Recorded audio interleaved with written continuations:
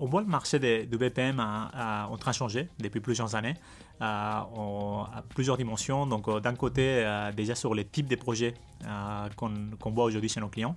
Donc on voit de plus en plus des projets stratégiques, des projets qui sont drivés par la transformation digitale, des projets qui sont là pas seulement pour augmenter la marge ou réduire les coûts, mais qui sont aussi là pour créer de l'innovation et surtout augmenter les revenus de l'entreprise et dans la plupart des cas essayer de gagner vis-à-vis la compétition qui est de plus en plus rude.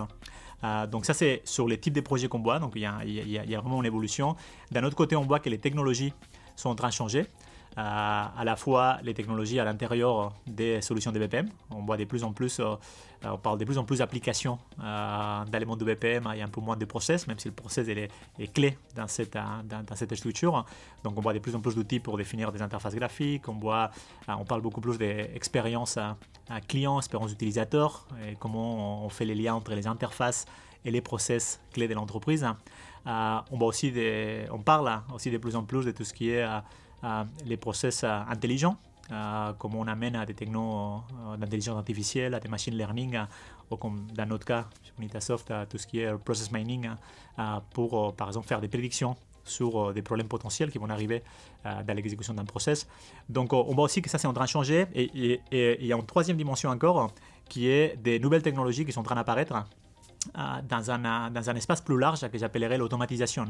Donc les BPM, c'est une brique importante de toutes les technologies d'automatisation, mais on a vu arriver ces derniers temps, par exemple, des technologies comme les Robotic Process Automation, les RPA, qui sont plus centrées sur comment on peut faire pour déléguer une certaine partie des tâches, pour voir ça comme un sous-process, à des robots. Quel est le rôle de ces robots dans une entreprise, comment ils vont collaborer avec des humains, et quel est le lien aussi entre ces nouveaux marchés et le BPM. Tout ça est en train de créer des nouvelles opportunités aussi pour des acteurs BPM existants.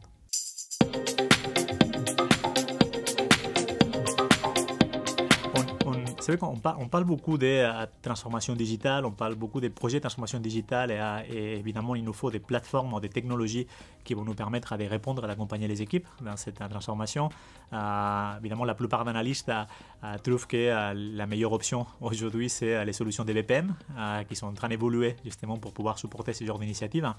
Mais on voit aussi de plus en plus d'analystes qui commencent à dire qu'il faut aussi repenser la façon de développer des logiciels. Jusqu'à il n'y a pas longtemps, on avait le choix entre, en tout cas se poser la question entre acheter un truc déjà tout fait sur étagère ou construire ou créer quelque chose en codant. Maintenant c'est un peu plus complexe que ça parce qu'évidemment il faut, la plupart des sociétés décident de créer quelque chose de nouveau, surtout quand on parle d'innovation, quand on parle de créer un différenciateur dans les marchés dans le cadre d'un projet de transformation digitale, mais évidemment il y a plusieurs composants. C'est comment on crée quelque chose de façon itérative, comment on crée quelque chose de nouveau dans lequel on prend les feedbacks des utilisateurs très rapidement, comment on fait pour que notre équipe de développement, mais aussi les équipes qui gèrent les opérations, ils collaborent de façon plus efficace. Donc l'ensemble de la chaîne de développement est en train de changer, elle est en train aussi de transformer. Et donc les notions comme agilité, les notions de développement itératif, les notions de continuous delivery ou amélioration continue sont de plus en plus, vont devenir de plus en plus un standard dans la façon de développer des logiciels.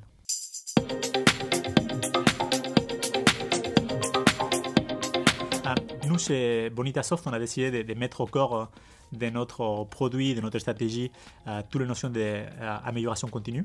Parce que la réalité, c'est que même si d'un côté, on essaye toujours de travailler sur des projets très complexes avec nos clients, il y a toujours moyen de réduire cette complexité dans différentes itérations, dans des scopes plus petits.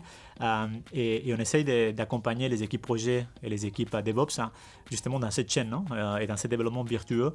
On travaille sur un premier scope, on est capable de passer ça en production très vite, on a le feedback, on revient en mode développement, on teste, on regarde qu'on n'a rien cassé et on les pousse à nouveau sur la plateforme de notre choix.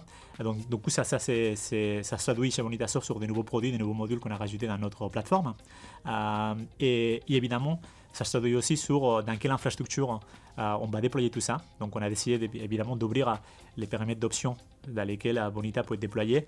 Donc en gros, on peut continuer à déployer Bonita dans des infras qui sont un peu en prémise. On peut aussi déployer Bonita dans des solutions cloud publiques.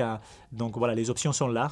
Et ce qu'on essaie de faire, c'est de pouvoir outiller les équipes pour aussi approcher ce genre de projets de façon complètement itérative.